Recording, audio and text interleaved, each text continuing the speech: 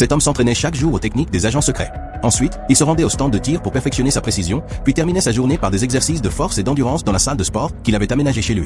Il avait même acheté une voiture aux enchères, renforcée à l'avant avec une grille de police. Quand tout fut prêt pour lancer son plan, il pénétra dans le commissariat sans se faire repérer et photographia les membres du gang qui avaient détruit sa vie.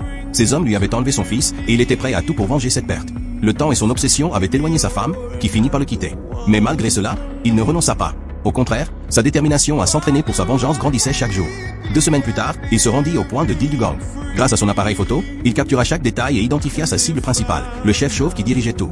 La nuit tombée, Brian s'introduisit silencieusement dans la maison de sa cible.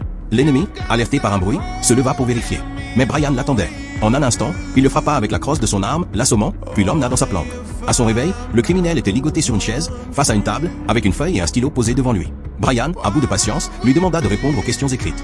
En refusant, le criminel déclencha immédiatement sa colère. Sous la pression, il finit par coopérer, avant de tenter de retourner la situation.